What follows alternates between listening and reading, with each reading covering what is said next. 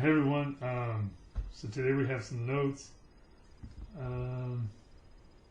Same topic, a little bit different though. Today we're still going to be dealing with the trig ratios, but we're going to be using inverse functions. Actually, I think I should have named this inverse trig functions, but that's fine. The ratios are not different. Sine is still opposite over hypotenuse, cosine is still adjacent over hypotenuse, and tangent is still opposite over adjacent. But now we're finding inverse functions, okay? And then remember, so far we've been using the trig ratios, sine, cosine, and tangent. We've been using them to find unknown side lengths of a right triangle, okay? We always start off with a right triangle, and then the question is, what does x equal? And x is usually a missing side or a missing leg of the right triangle. Could also be the hypotenuse. And for inverse trig functions, whenever you use the inverse of a trig ratio, that's specifically used when we need to find one of the acute angles that's inside the triangle. Okay, we know the 90-degree angle will always have that little square on it, but then the question might be, what is one of the other two angles? If we're going to find one of the two angles, we need to use the inverse trig functions. We're going to lower it a little, and they don't, like I said, math people are somewhat lazy. We're not real clever either. The inverse sign does not have a special name. It's just called the inverse sign, okay? And it's written like this, sign with a little like -1 up here in the power. It's not really a power, so don't think of it as a power. Think of it more as a superscript. I guess I think that's what they're called.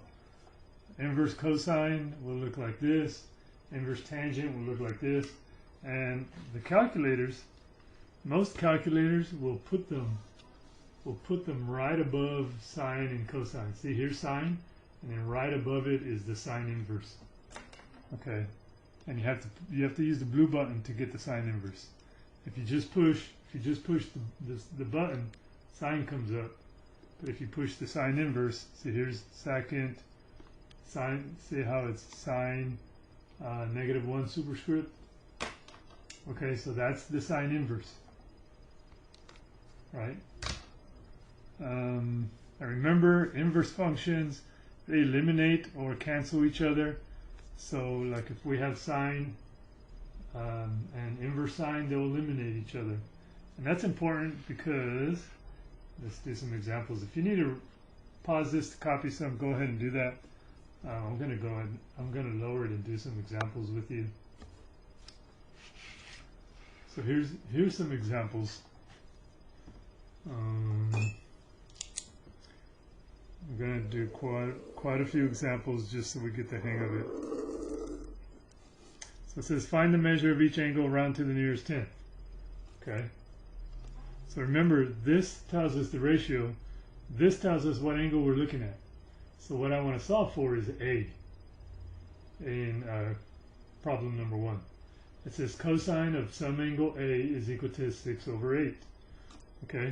Now what we want to use, again, whenever we're finding the measure of an angle, we have to use the inverse of the trig function. So the inverse of cosine, I'm gonna rewrite this a little bit. The inverse of cosine is cosine inverse. Okay? And what I do to one side of the equation, I do to the other side. So I put the inverse on both sides, and then really it looks like this, watch. I still have the 6/8 over here, and then over here I still have the cosine of A. I would have put it in here if I had more space, but I don't have a lot of space there, so I just rewrote the whole thing. But you take cosine inverse of both sides, and on the left hand side it's easy. Remember I just said these eliminate each other, the inverses and the original function eliminate each other. So cosine inverse and cosine eliminate each other. You're left with A on the left-hand side. And then on the right-hand side, we just type that into the calculator, into a calculator. It could be the Desmos calculator that I'm always using online with you guys, or this. I'm going to use this calculator right now, actually. So remember, push second cosine to make sure I get the cosine inverse. And then I'm just going to type in that ratio, 6/8, push enter, and then round it to the 10th place. That's 41.4. Okay. So angle A is equal to 41.4 degrees. Okay. Degrados. Put the degree sign on it, and done. So number two says sine of angle A is equal to 3/4. We're looking for the measure of angle A, so I need to get rid of sine. To get rid of sine, I need to take the sine inverse of both sides. Guess I'm going to use the same color for this one, 3/4. Okay, and then in here we have sine of A. So like all of this just comes down, and then this guy comes down, and then we take the sine inverse of both sides, right? And again, like before, sine inverse and sine eliminate each other. We're left with A, and then this part we type in the calculator. Take out the calculator. That's kind of dark, but it was second sine inverse of 3/4, 3/4. And you don't need to divide that, you can leave it as a fraction. And that rounds to 48.6. So I know A is 48.6 degrees. And then we just move on. It doesn't get any trickier. Here I just need to use the tangent inverse. Here I'm going to use the sine inverse again. So for number 3, it'll look like this. Tangent inverse. Again, take the tangent inverse of both sides. Because it's an equation, what you do to one side, you have to do to the other. Bring down tangent of B. Bring down 8/9. Inverses cancel each other. So tangent inverse and tangent are going to cancel each other. Now we're left with B equals, and then again, this part we just type into the calculator. Tangent inverse of 8/9. Tangent inverse, let me clear that. Tangent inverse of 8/9.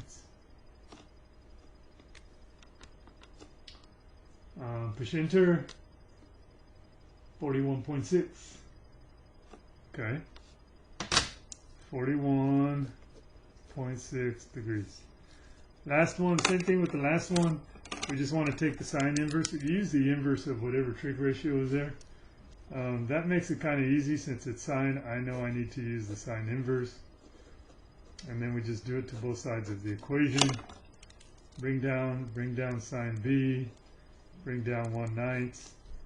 Sine inverse and sine cancel, and then we're left with B equals sine inverse of 1/9.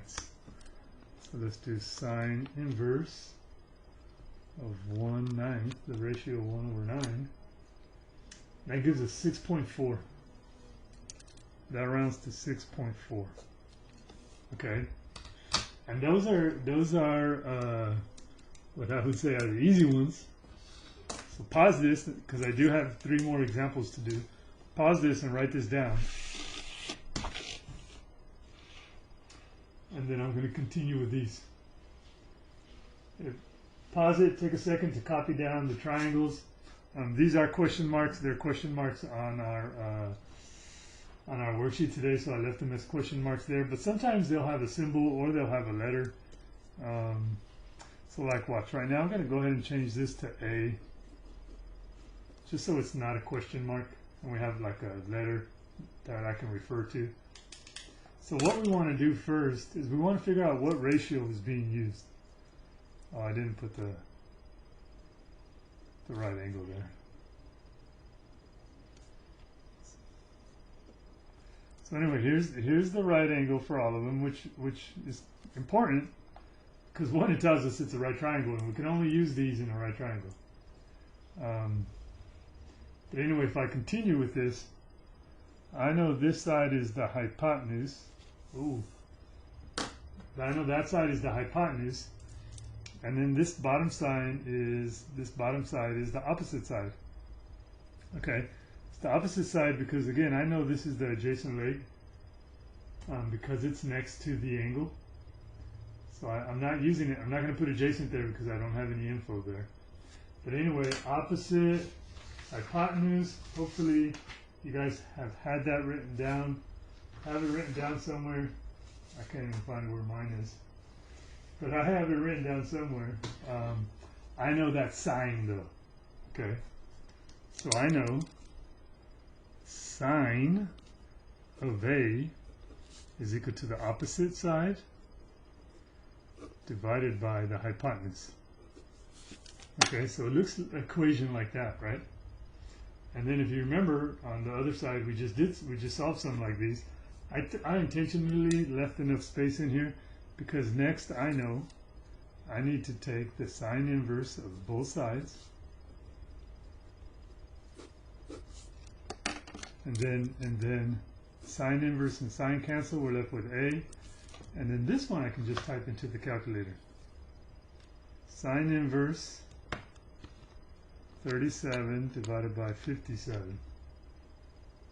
Close the parentheses, push enter, and then we get 40.5. So I just typed it into the calculator.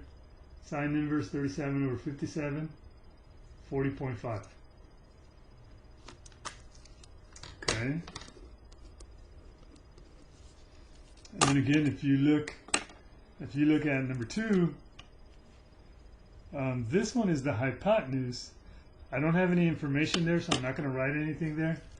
I'm going to go ahead and call this A again.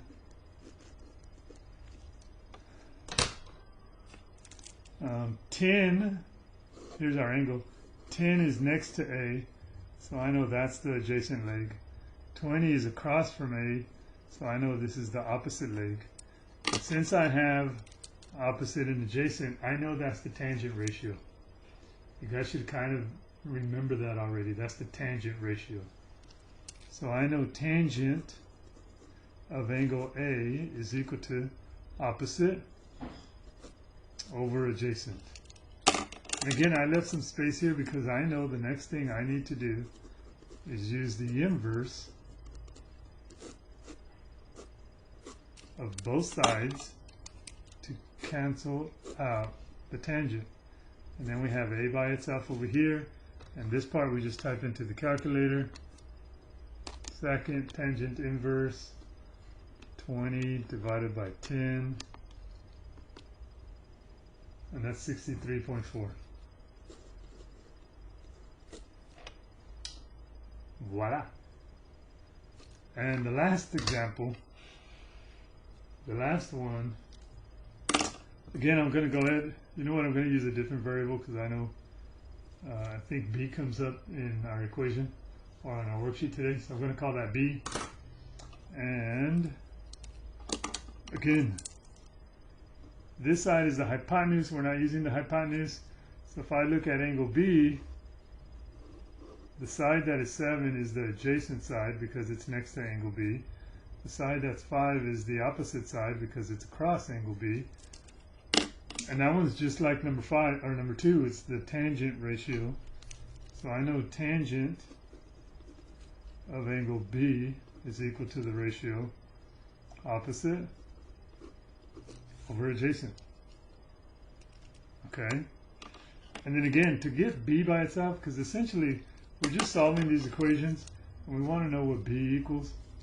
Okay, to get B by itself, you want to take the tangent inverse of both sides.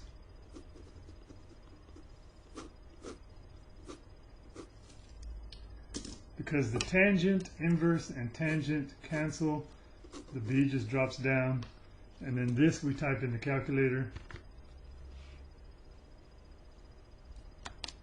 Tangent inverse 5 over 7, 35.5.